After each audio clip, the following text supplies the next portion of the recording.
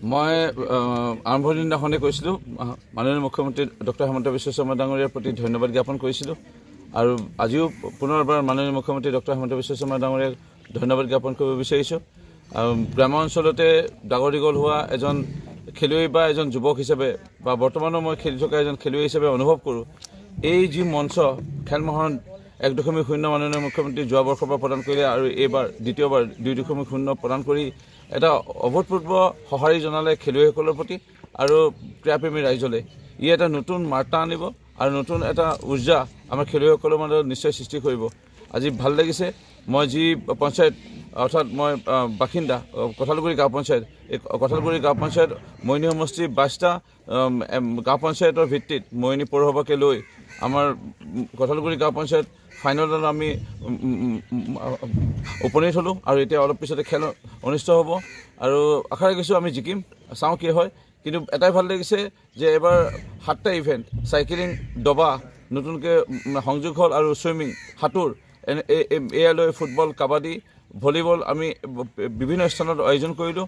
সকলোতে স্বতঃস্ফূৰ্তভাৱে খেলুৱৈ, ক্ৰীড়াপ্ৰেমী ৰাইজ, ক্ৰীড়া সংগঠক, ইয়াৰ লগতে অভিভাৱকসকল, ইয়াৰ লগতে শিক্ষানুষ্ঠানৰ মুৰব্বীসকলে আমাক সঁহাৰি জনালে আৰু খুব আন্তৰিকতাৰে এই অনুষ্ঠানভাগী সাদৰে ৰাইজে গ্ৰহণ কৰিলে। মোৰ খুবেই ভাল লাগিছে। মই জানো যে আমাৰ অসমৰ বিভিন্ন বিধায়কে বিভিন্ন তেনেকুৱা দক্ষতা অনুসৰি বিভিন্ন কাম কৰি আহিছে আৰু ৰাইজৰ মাজত জনপ্ৰিয়তা অৰ্জন কৰিছে। মই নিজকে নিজে কিবা এটা মই এক্সপাৰ্ট বুলি ক'ব বিচৰা নাই, খালি মই এনে অনুভৱ কৰোঁ মৃত্যুৱে সকলোখিনি শেষ। মৃত্যুৰ পিছত আমি না হাঁহিব পাৰিম, না নাচিব পাৰিম, না গান গাব পাৰিম, না খেলিব পাৰিম। আৰু এই স্বাস্থ্য থকালৈকে আমি যিখিনি আমি কৰিব পাৰোঁ সামৰ্থ্য অনুযায়ী বা আমাৰ বুদ্ধি জ্ঞান, আমাৰ মেধা যোগেদি আমি এইখিনি কৰাৰ চেষ্টা কৰিব লাগে। আৰু হয়তো মই সেইকাৰণে চেষ্টা কৰি আহিছোঁ যে আমাৰ বেমাৰ আজাৰ হ'ব, সেই বেমাৰ আজাৰ পিছত হয়তো বিচনাত পৰি থাকিব লাগিব, তাৰপিছততো একো কৰিব নোৱাৰিম। তাৰ আগলৈকে যিখিনি পাৰোঁ পৰাৰ ভিতৰত এইখিনি কাম কৰিবলৈ চেষ্টা কৰিছোঁ।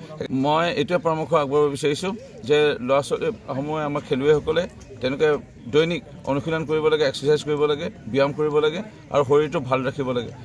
বৰ্তমান আপোনালোকে এটা খুব সুন্দৰ মুহূৰ্তত আমাৰ যুৱক যুৱতীসকলে এটা সুযোগ লাভ কৰিছে মুখ্যমন্ত্ৰী ডক্টৰ হিমন্ত বিশ্ব শৰ্মা ডাঙৰীয়াক পায়। মইনী সমষ্টিত শেহতীয়াকৈ এই 2 বছৰত প্ৰায় 30-40 জনতকৈ অধিক ল'ৰা ছোৱালী যিসমূহ খেলৰ লগত জড়িত আছিলে, এথলেটিক হওক, ভলীবল হওক, ফুটবল হওক বা বিশেষকৈ বেছি দৌৰা দৌৰি কৰি থকা খেলসমূহৰ লগত জড়িত হৈ আছিলে, এথলেটিক, ফুটবল, ভলীবল বা কেৰাটী, য'ত খুব বেছিকৈ এক্সাৰচাইজ কৰা হয়, শৰীৰ চৰ্চা কৰা হয়, সেইসমূহ খেলুৱৈয়ে অসম পুলিচ কমাণ্ডো বেটেলিয়ান বা অসম পুলিচ বা ফৰেষ্ট বেটেলিয়ান বিভিন্ন কৰ্মত তেওঁলোকে নিয়োজিত হৈছে। পঢ়া শুনাৰ ক্ষেত্ৰত এটা সীমিত পঢ়া শুনা তেওঁলোকে আছিল, হয়তো অন্য চাকৰি পোৱাৰ সম্ভাৱনা অলপ কম আছিল, কিন্তু তেওঁলোকে বিভিন্ন অসম পুলিচ কমাণ্ডো বেটেলিয়ান বা ফৰেষ্ট বেটেলিয়ানত তেওঁলোকে চাকৰি লাভ কৰিবলৈ সক্ষম হ'ল। সেইকাৰণে জব অপৰচুনিটি চাকৰিৰ ক্ষেত্ৰত বহুত সুযোগ আপোনালোকলৈ আহিছে।